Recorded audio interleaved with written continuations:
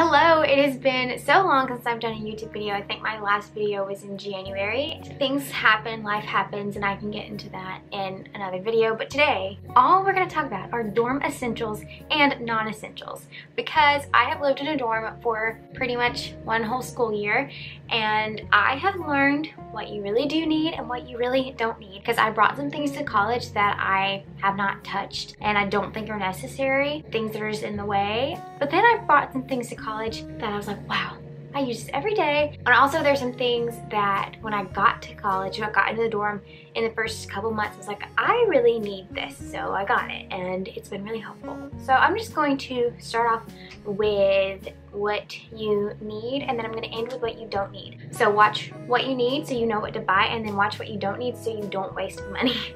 Let's get into it. Number one, a reading light. I love reading pretty much all the time, y'all know that.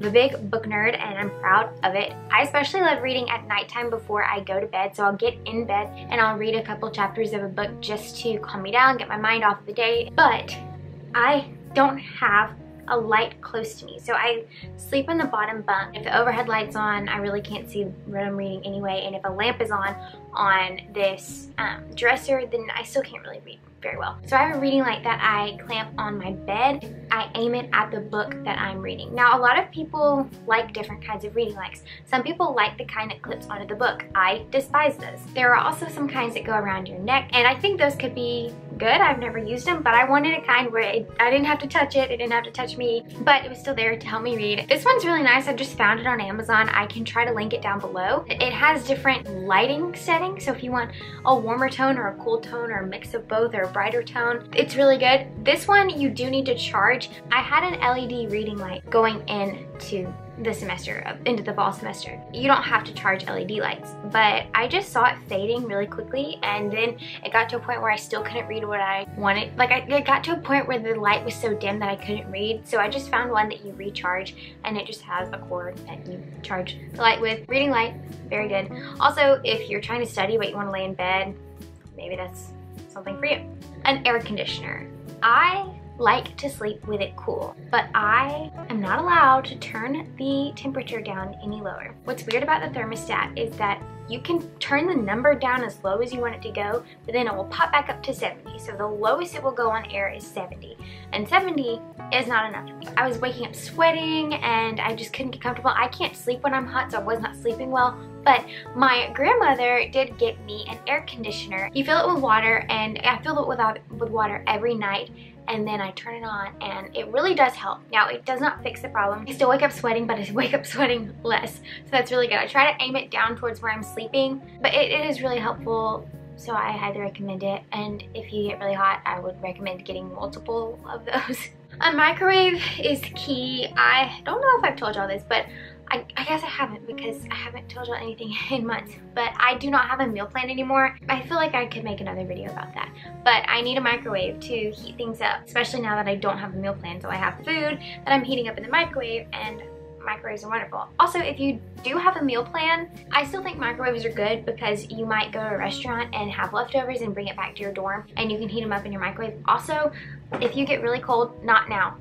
I've been really hot this spring, but in the wintertime I was really cold, and I like rice socks. If you don't know what this is, one of my how to stay warm in the wintertime videos explains what the heck this is, but you need a microwave to warm this up to keep you warm in the winter. I also have a toaster on top of my microwave, and I toast my bread in the toaster. I like a toaster. Also, if you have a quesadilla, you can toast your quesadilla in the toaster.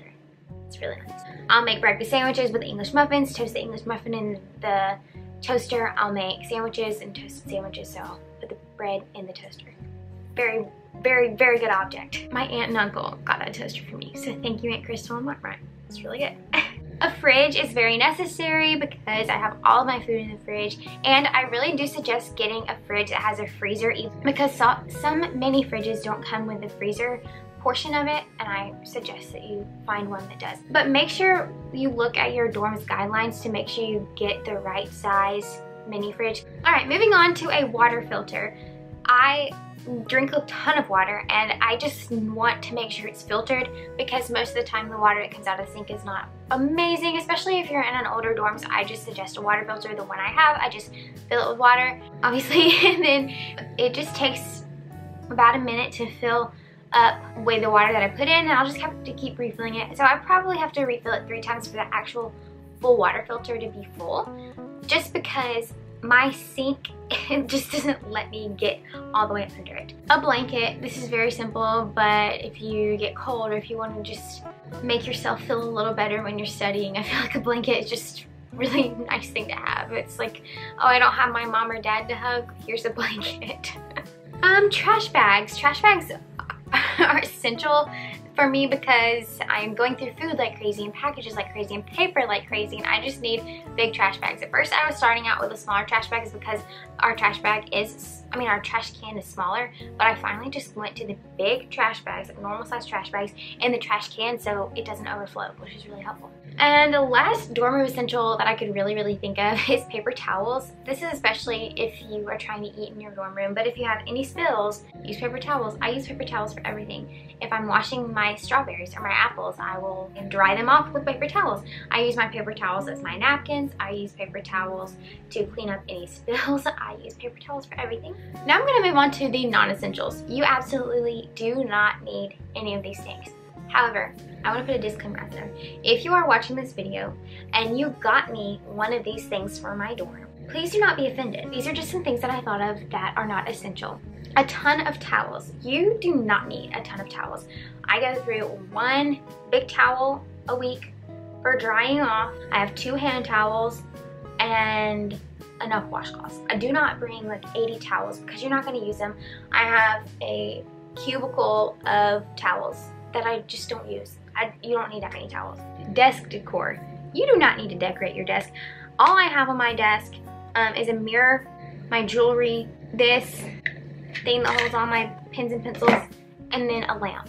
I like to have a wide space and a clean space for me to do all my homework, and if I put a ton of decor on it, I have too much clutter. So instead of putting like photographs on my desk, I have photographs hanging above my desk. So that is one way that I will still decorate, but not with something on my desk. An extra set of sheets, I don't think they're necessary because I just wash my sheets and I've never used the extra set of sheets.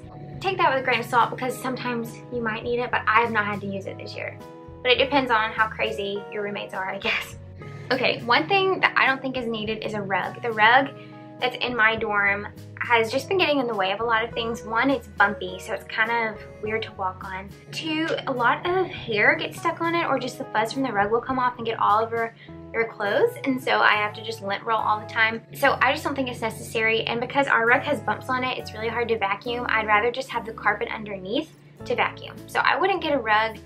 Rugs are expensive. You do not need a ton of shoes. I came here with more shoes than I needed, and I didn't even bring that many shoes. I do think you need at least 2 pairs of tennis shoes. Crocs. I just love Crocs. So any just like really comfortable shoe that you would just wear around the dorm. But then I really don't think you need anything else unless you, like for church, I have sandals or flats, but I don't think you need a ton of shoes, and you really don't have room for a ton of shoes. I said napkins on the do not need list because paper towels are versatile and will work as napkins, and napkins, I just don't like napkins. I'd rather have paper towels. And lastly, a mirror, like a full-length mirror. The dorm comes with a full-length mirror, so don't worry about getting another one because it just comes with one. So that's one thing I actually got and didn't bring because I realized we had one already in the dorm. I might think of some more things and maybe make a second video. If you have anything that you want to add to the list of essentials or non-essentials, please just comment them down below because that would be really helpful for anyone that is moving into a dorm. Now let's talk about the Bible verse for this video. Romans 5:3-5 states, "Not only that, but we rejoice in our sufferings, knowing that suffering produces endurance, and endurance produces character, and character produces hope. And hope does not put us to shame, because God's love has been poured into our hearts through the Holy Spirit who has been given to us." Rejoicing in sufferings sounds really crazy, but it is something that is possible with the Lord. We can rejoice in the things that are going on in our lives, even if they're not going on exactly how we want them to be, because if we go through these sufferings with the Lord and just pursue the Lord no matter what, it produces endurance, and that endurance, it produces character. We'll have good character, we'll have good well, moral character, but also will be closer to the Lord and becoming more like Jesus. Will be in that process of sanctification, which sanctification is the process of becoming more like Jesus. We cannot be Jesus, but we can become more like him, and our character can resemble Jesus' character more. What our lives as Christians should be about is becoming more like Jesus. And if you are not a Christian, then this is just something that I want you to ponder on and think about, because you can have someone with you when you're going through horrible times and wonderful times. The Lord is with you always. He loves you no matter what. He does not make bad things happen, but people do sin, and sin is in this world, and bad things do happen. But you can have the Lord with you all the time, and he loves you so much. So I just want you to think about that today, and I hope you are encouraged, and I hope that maybe you enjoyed this video. Hope you'll have a wonderful, wonderful day and be a blessing to others today. Bye guys.